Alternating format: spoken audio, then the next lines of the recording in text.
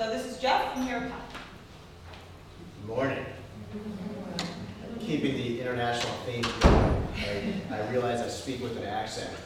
So I have to tell you, I was sitting and the first thought that was going through my mind is that, again, the international theme. I've done work in 10 different countries with primarily teenagers on 3 different continents. And what I find consistently is that inside of a school, there are these battle lines that form between educators who are hardcore about test scores and their dedication to getting the test scores and that this is what success is, and then those who have a much more holistic idea of education, being that their role is to help children grow into young adults who will be able to thrive in the world given the challenges they're going to face. And it's very, very rare that I come across an educational institution that has adopted a policy that is about raising the entire child to be somebody to thrive. So I want to say that I'm very honored to be able to speak at Wellington College. I've done my research and I'm very moved by what I see as the dedication to the mission here about raising the whole child. The other thing that I want to say as I start with this is that because I'm going to be speaking about my work with teenagers, is that every teenager I've ever encountered has at least 3 different schoolings going on simultaneously by the time that they're teenagers. They have the schooling going on in the classroom, which is about the academics. They have the schooling that's going on with their peers, which is about 90% of the distraction in their life. I watched an episode of The In-Betweeners last night just so I'd be very current with this age group. And then they have this other schooling that goes on, which is learning how to actually function out in the world. And how do they apply any of this stuff to be able to actually get results in the world. And so in my work with teenagers, it's been primarily about that second and third stage, combining with the first so that they can actually go out and get results in the world and find a way to lead a deeply satisfying life. And the comment that I'm going to start with this is to say that there is, in my experience, and this is now with thousands of teenagers around the globe, one significant piece of essential learning that they're not getting. And it's not relevant at 9 years old. It's highly relevant to the point of make or break at about 16 years old. And I'm going to go through an example of this, sort of talking through how we do this through HeroPath to make this make sense. And the price for them not getting this one piece is immense. Oftentimes, it's not visible. When the times it's visible, it's actually quite easy to identify and to address. And so obviously the question is going to be sitting out there at this point of what is the one piece that I'm talking about.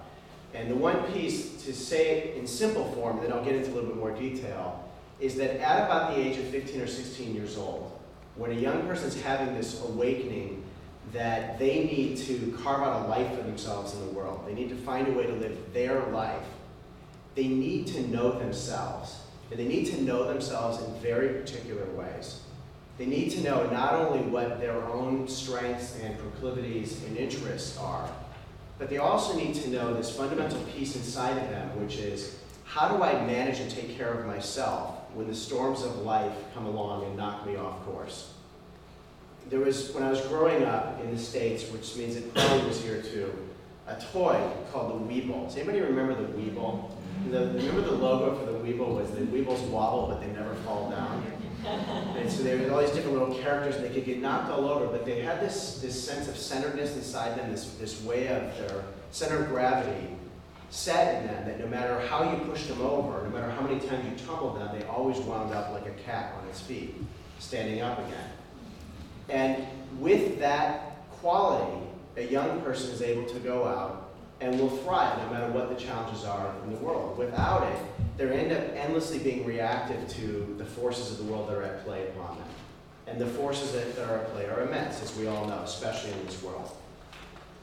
I picked this example because this is Amy, and Amy could have been a student here at Wellington. I met Amy when she was 15, just turning 16. She got perfect scores in school, straight A's. Charming girl, was involved in all sorts of extracurricular activities. And Amy was, in many ways, the rewarding product of and the victim of great success and charm that comes with doing everything right in the system. So she was rewarded and praised for how accomplished she was in the classroom, and she was rewarded and praised for how charming and wonderful she was with children and with adults and all sorts of wonderful things in the world. So why would she show up at a Hero Path program? In part because one of her relatives had gone through it and said, you should come to this. And when I asked her the question, which I asked all the teens who come to the program, what do you want from this weekend? They always, 95% of the time, they give me one of two answers or both. It's either I want to be more confident, or I want to know what I want to do with my life. They're looking for answers to that big question, especially when they're about 17, 18 years old. They're deciding what do they want to study at university, what career direction they want to go. But this confidence one is always this consistent thing that comes up. Because in their mind, if they had just a little bit more confidence, there's something more they would do. Something that they're afraid of, that they've been holding back on. If they just had that piece, it would make the difference in their life. So she says, I want to have more confidence. And the way that I go about doing this work with teenagers, because I'm addressing what I consider this missing piece in their life, is I start trying to figure out, well, who are you really? Not just who you've discovered you are, and certainly not just who the world has told you that you are and rewarded you for being, but who are you really? And so I start from the end point. The end point is, it's a question I could ask any one of you, and I'm happy to later on in a private conversation with you if you want to, I'll go through with you. But every young person I've ever met has these experiences in their life where they'll say afterwards, that was awesome.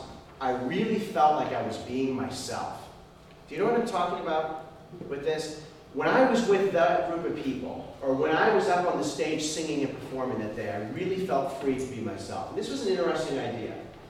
Because if in that moment they felt free to be themselves, then who are they being the other 98% of their lives? So I began exploring this kind of question and discovered through a lot of study and working with some brilliant people around this stuff, which includes some of the neuroscience around this and about how the human brain works, that this embodiment of what it is to be themselves is a full embodiment. It's actually what goes on in their bodies when they're able to relax their muscles in a particular way and assume a certain posture and breathe in a certain way. It's that Weeble that finds its center of gravity. And it's also this whole thinking process that goes on, the belief systems that change.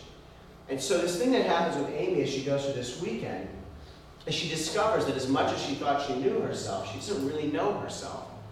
And yet what happened with her, which is what happens with so many young people when they come to know themselves in the way that we're offering them, is that when they do come to know themselves, their whole world opens up. And so what happened with Amy is she realized that in being the person who she'd always been told she should be, and had become so rewarded for being, that she had been ignoring certain elements inside of her life. So there were certain interests that she had which didn't quite fit the criteria to get into a top university, so they were set aside. There were certain kinds of things that she wanted to do which she was told were not appropriate for women to do, or were a little bit too dangerous or too risky for her. And sometimes what happens for a young person is they actually begin to listen to this still small voice within that guides them to go try something that's ridiculous. And in her case, it was to play Frisbee. They actually go out on the field and start throwing the disc around and play with friends. And she'd always been fascinated with this, had fun with it as a child, not knowing that when she joined her team at school, which for her, in any other circumstance, was a real step out of her comfort zone, but when she was free to be herself in this way, it actually was relatively easy. Next thing she knew, she had a coach coming to her saying, you're really good, you should try out for the regional team. And then another coach who said you should try out for the next team. And within 18 months, Amy was playing for the British national team, competing in a tournament in various places around Europe.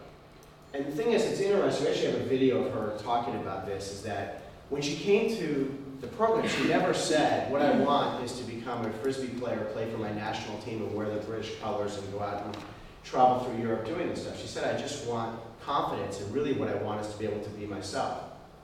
But she's now in university. She was actually in contact with us that her university has this competition yesterday where you get 24 hours to see how far you can travel on no money. Have you heard of this? So she was doing this as a fundraiser, and she wound up, I don't remember where it was, some other country somewhere else, and somewhere in the world with this thing. But this is an example of this girl who as I said, could be a Wellington student because on the outside she's doing everything right. She's on track to go to university. But the thing is, she's not really fully living her life. And that's the part that is, to me, so, maybe it's more dramatic to say tragic, but it's because in some cases it is tragic. It's the piece that I think that we're significantly missing. So it's so easy for outsiders to point fingers at our school system, whether here in the UK or in my homeland in the United States, specifically the state of California, which gets endlessly criticized for its education system. It's so easy to point fingers at and say it's failing. But I don't think that what's happening is that we're failing. I think it's that we're coming up short. I think it's that these critical places along the way where young people need pieces added in that would make all the difference in terms of how far they're going to go with their lives is where we're not meeting that need for that. And then, for me, the next piece of this is that in order to meet that place that's coming up short is we don't need to add in significantly more burdens to their life. We don't need to be adding in more systems to be able to get better results. We don't need to be adding in 12 different new curriculums to be able to teach a particular subject matter.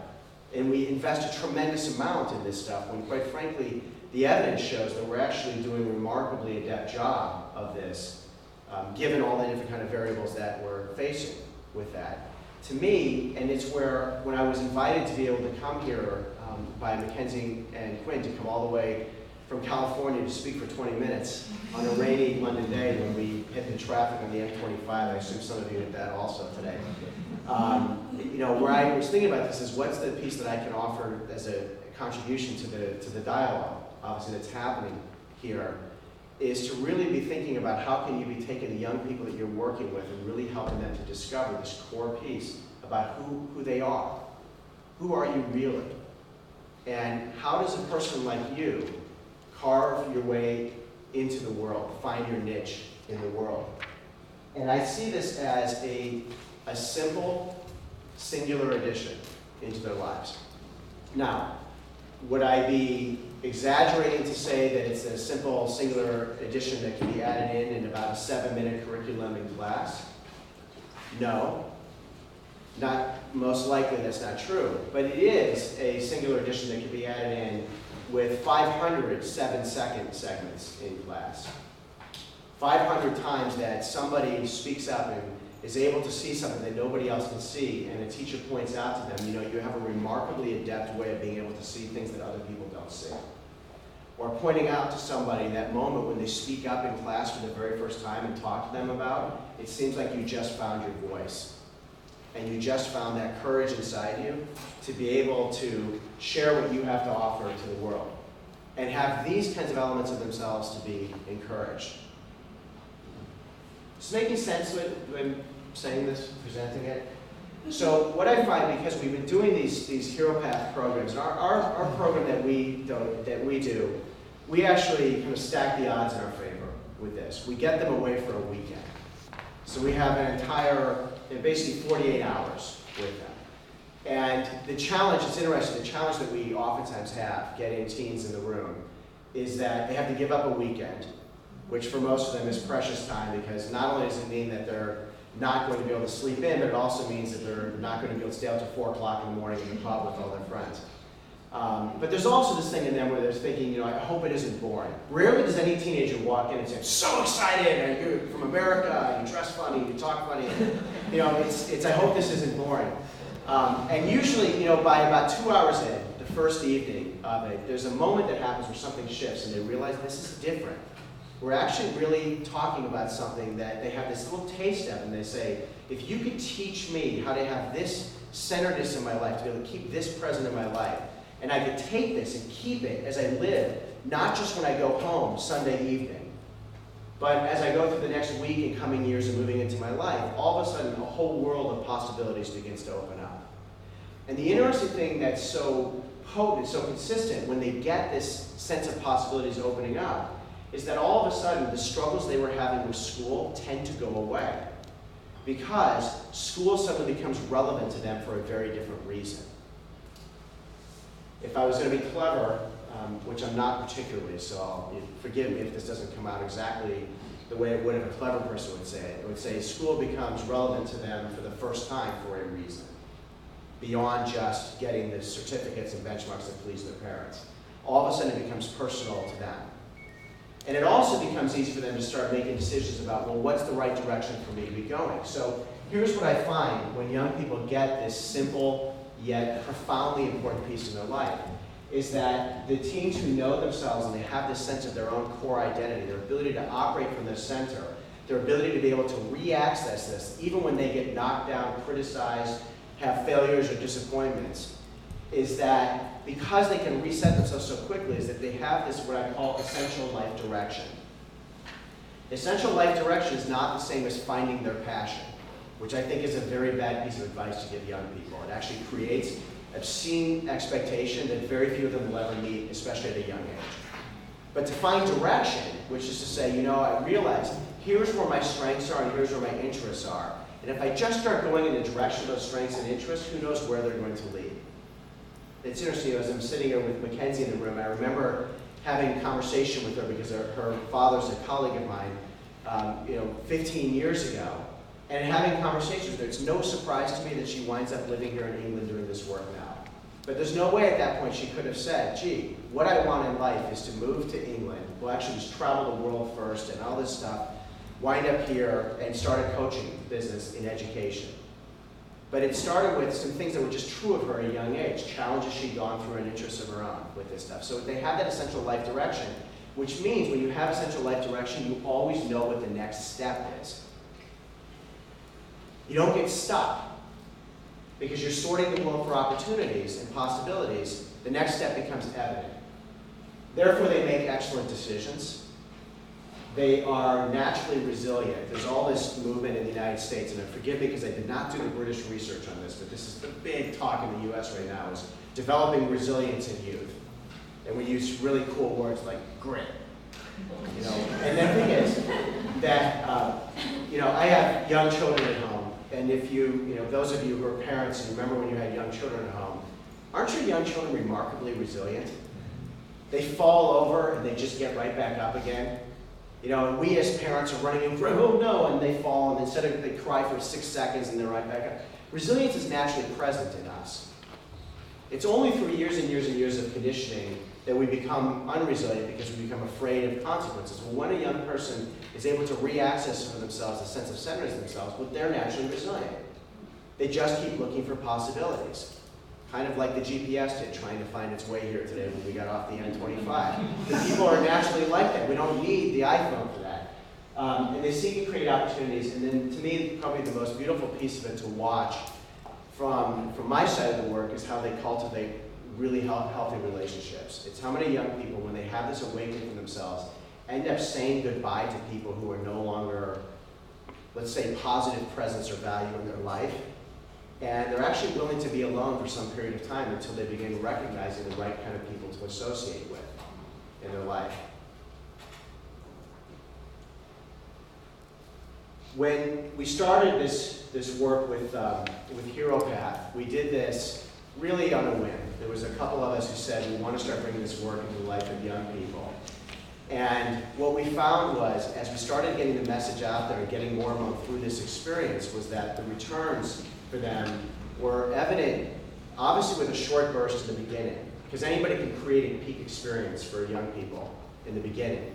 But the returns were how it was that their lives were playing out later on. The places they wound up living, the relationships they wound up and the kinds of contributions they started making to the world. And this was the thing I'm going to leave you with, is ultimately the value set they wound up adopting to live by.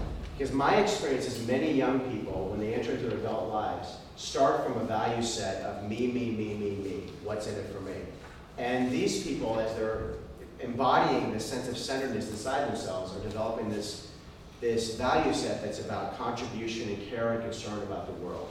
And in some small way, I really believe if we can help more and more of them find this at this young age in their life, they will naturally become those kind of people who will make our world a better place. So I'll leave you on this thought. I was on the plane coming in, I watched this little documentary film of the band Coldplay. It was a 1-hour film that they did at one of their concerts, their recent tour. And there's moments in there where the members of the rock band are speaking and doing some voiceover stuff. And one of them says at the end of it, he says, I wonder if 30 years from now we'll look back on this tour and say, was this when we finally found our music, when we really got into our groove? And he says, every time I go out and I play, he says, I realize that people are coming to this more than anything because they love the chemistry between us as musicians. It's not that any one of us is a virtuoso, or the prima donna, or the world's greatest. It's the chemistry we have when we're together that makes us so compelling, makes us so interested in people. The thought that I had as he was saying this was that it's rare that we meet a group of people who have that chemistry together, but we know what it's like when we're with them. It's even rarer to find an individual who has that chemistry. So my hope is that we can change that. Thank you.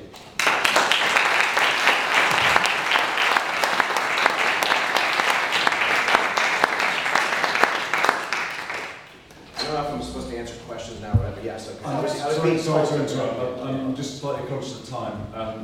Thank you very much to Jeff and all the speakers. If we want to go to the act of remembrance, we're probably going to have to start moving there now and perhaps catch up with questions when we come back.